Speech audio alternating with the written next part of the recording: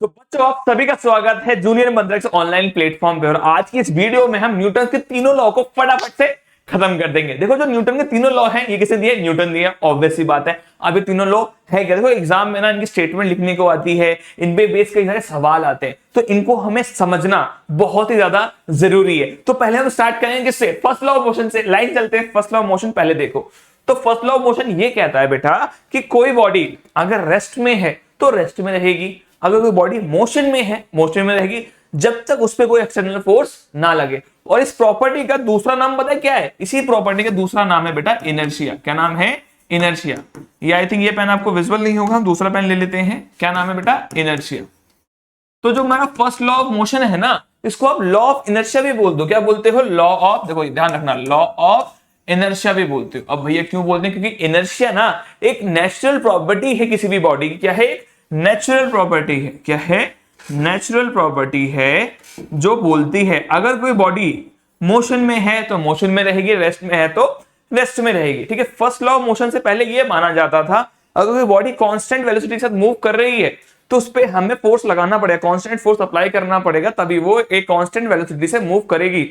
But first law of motion कहता है कोई बॉडी मोशन में है तो मोशन में रहेगी, मतलब जैसे चल रही है वो चलती रहेगी, और कोई बॉडी रुकी हुई है तो वो रुकी रहेगी, जब तक उस पर कोई एक्सटर्नल फोर्स एक्ट नहीं करता। ये बात समझ में आई?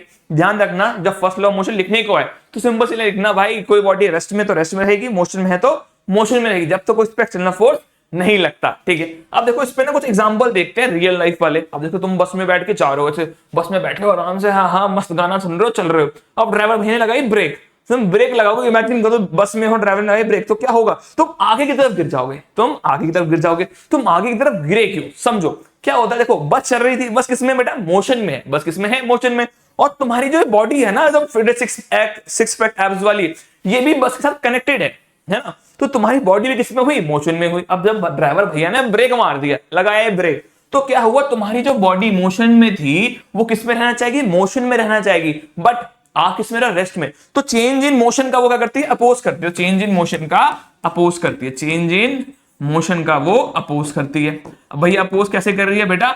आगे को आके, जैसे देखो ना बस में चल रहे हो, लटके हुए चल रहे हो भैया, बस चल रही है, स्कूल से घर आ रहे हो, हाँ हाँ आ रहे हैं, अब ड्राइवर है ना ब्रेक लगाया तो आगे वाले दोस्त पे गिरते हो, जाके आगे वाले दोस्त पे गिर जाते। क्यों गिर जाते हैं बेटा?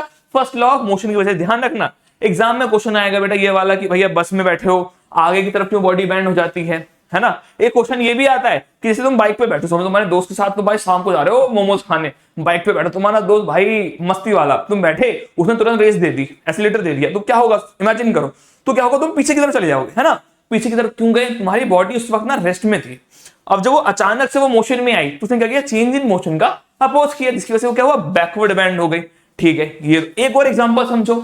ये जो तुम देख रहे हो ना स्टिक में, देखो एक मैट है, तुमने भी देखा होगा सर्दियों के टाइम पे जब मम्मी गद्दे रजाई निकालती है तो उसको जाती है छत पे, डंडे से पीटती है, उसी डंडे से जिससे तुम पीटते हो, डंडे से पीटती है ना, क्या होता है बेटा? धूल बाहर आ जाती है, जो भी उस रजाई के अंदर गद्दे के अंदर धूल होती है ना वो बाहर आ गई। तो वो हुआ कैसे? समझो, जब हम इस डंडे को पीट रहे हैं ना तो जो हमारी जो मैट है, हमारा गद्दा है, वो किसमें आ गया? मोशन में आ गया। बट जो अंदर की डस्ट है, जो मिट्टी है, वो किसमें बेटा? रेस्ट में है। तो देखो ये किसमें आ गया बेटा? मोशन में। ये किसमें है? रेस्ट में।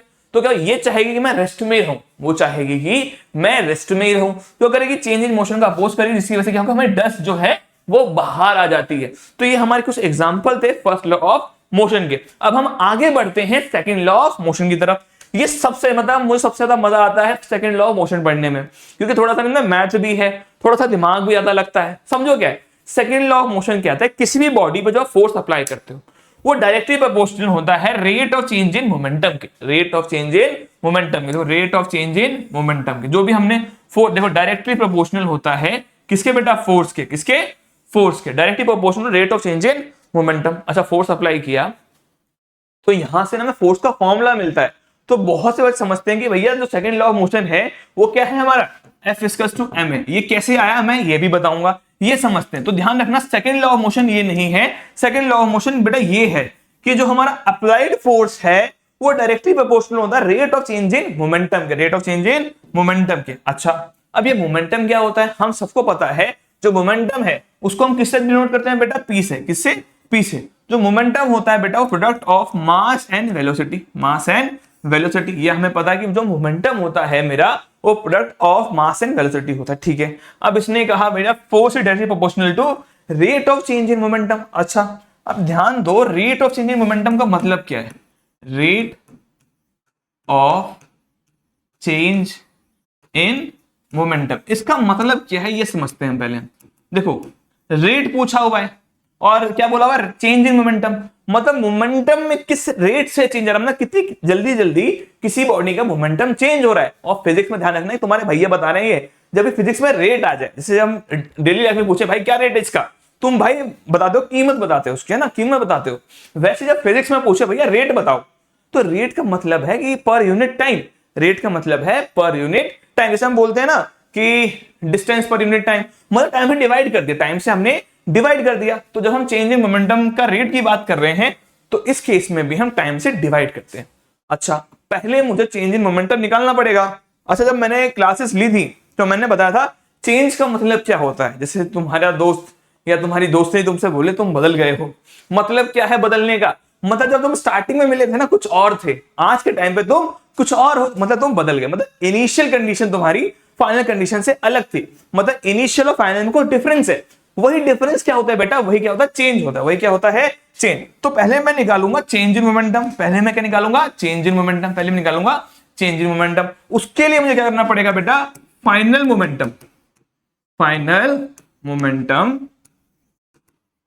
Minus initial momentum, initial momentum, है ना, माइनस करना पड़ेगा। चलो आओ करते हैं। पहले समझो तो क्या है, एक बॉडी है, एक बॉडी है जिसका मास क्या है? m है। इनिशियली इसके पास u वेलोसिटी है, कितनी है बेटा? u वेलोसिटी, u मीटर पर सेकंड स्पीड से ये चल रही है। कुछ टाइम बाद इसकी जो वेलोसिटी है, देखो मास तो कांस्टेंट है, तो जो m मास यहां पे था वही मास यहां पे भी रहेगा। अब जो वेलोसिटी है वो u से क्या होगी बेटा? v होगी। क्या होगी? u, v मीटर पर सेकेंड। तो जो ये क्या है? ये इनिशियल केस है, ये मेरा क्या है? इनिशियल है, और ये मेरा क्या है? फाइनल है। तो इनिशियली इसका मोमेंटम कितना होगा? मोमेंटम का फॉर्मूला हम सबको पता है, मास इनटू वेलोसिटी। तो इनिशियली में जो इसका मोमेंटम हो जाएगा मास इनटू वेलोसिटी। मास कितना है? m, वेलोसिटी कितनी है बेटा? u, तो m u हो गया। ठीक है, ये क्या है मेरा? इनिशियल मोमेंटम, तो p i से इसको डिनोट कर दो। अब ये मेरा फाइनल, यहां पे निकालेंगे फाइनल मोमेंटम, तो फाइनल मोमेंटम को लिखो p f से, मतलब मोमेंटम फाइनल। ठीक है, अब इसका मास कितना है? यहाँ पे m ही है, बट यहाँ पे जो वेलोसिटी है वो u से हो गई है v, u से हो गई है v, तो यहां आ गया v। अच्छा, अब ये वैल्यू जो हमने निकाली यहां पे पुट करो। चलो, तो जो हमारा जो फाइनल जो चेंज इन मोमेंटम है, क्या बेटा? Change in momentum, delta p। तो डेल्टा का मतलब ध्यान रखना हमेशा होता है चेंज, डेल्टा का मतलब क्या होता है? चेंज। तो चेंज इन मोमेंटम हो गया मेरा p final minus p initial. तो बेटा p फाइनल कितना है मेरा? p फाइनल कितना है? p फाइनल है mv, कितना है? mv। p इनिशियल कितना है? mu। ठीक है, अब यहां पे ध्यान दो, m इसके पास भी है, m इसके पास भी है, कॉमन ले लो, तो v माइनस यू। अच्छा, ये आ गया मेरा चेंज इन मोमेंटम। बट ध्यान रखो, मुझे क्या निकालना? Rate of change in momentum निकालने का, निकालना है rate of change in momentum. So हम बात करें यहां पे rate of change in momentum, change in momentum.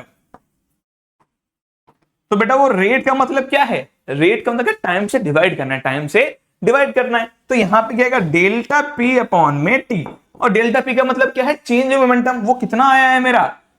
M V minus you, ये वैल्यू रख दी हमने। ठीक है, अब टी बचा हुआ है, टी को यहां रख दो। ये क्या है बेटा? मेरा rate of change in momentum. ये बात समझ में आई? हमारा rate of change in momentum क्या आ गया बेटा? एम ब्रैकेट में वी माइनस यू अपॉन में टी। ठीक है, अब आओ आगे बढ़ते हैं। एक चीज समझो, ये अभी सेकंड लॉ ही चल रहा है बेटा हमारा, यहाँ पे ध्यान देना।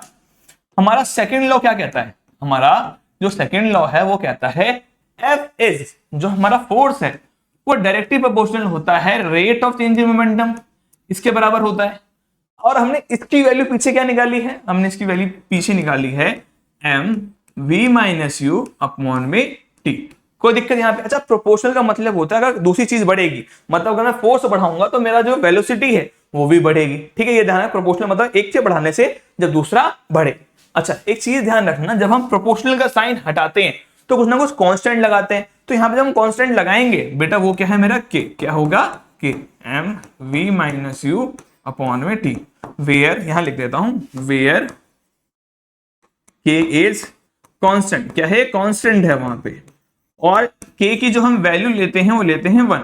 क्या लेते हैं? 1। और जो कांस्टेंट की बेटा वैल्यूज होती है ना, ये एक्सपेरिमेंट से आती है। किससे आती हैं? एक्सपेरिमेंट से आती है। तो k की वैल्यू मैं यहां पुट करूंगा तो बेटा यहां आ गया m v minus U upon में t।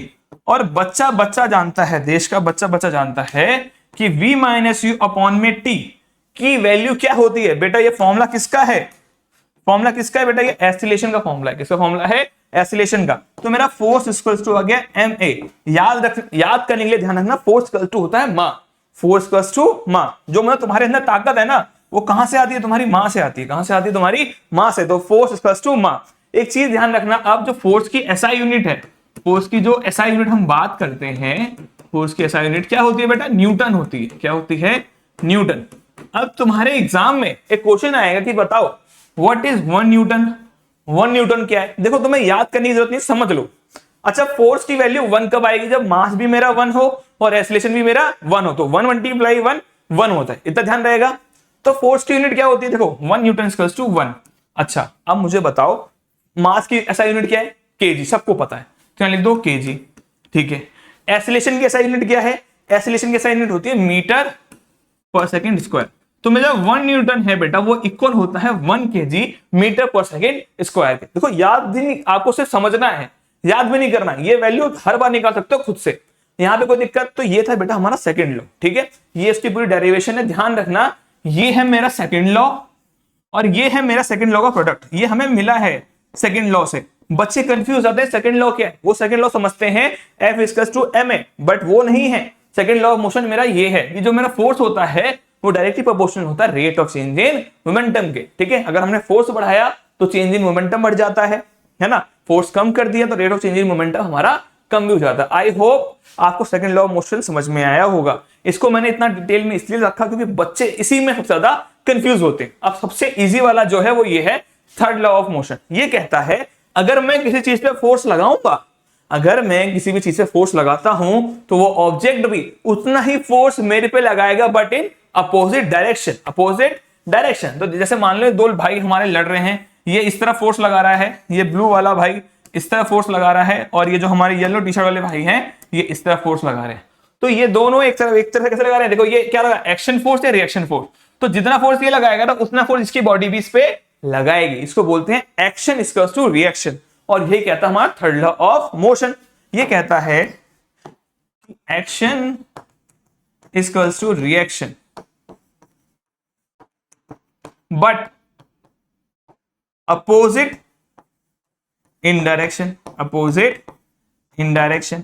और ध्यान रखना कि एक्शन और रिएक्शन मतलब तुम जिस पे एक्शन करोगे और जो रिएक्शन होगा दोनों क्या होगा? डिफरेंट बॉडी पे होगा। डिफरेंट बॉडी पे होता है।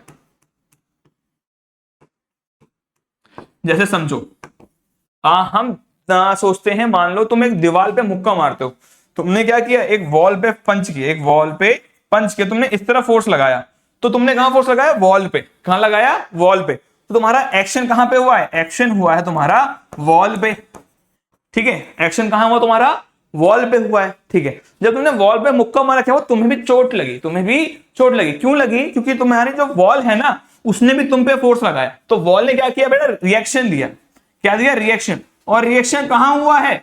तुम पे हुआ है। कहां हुआ है? तुम पे हुआ है।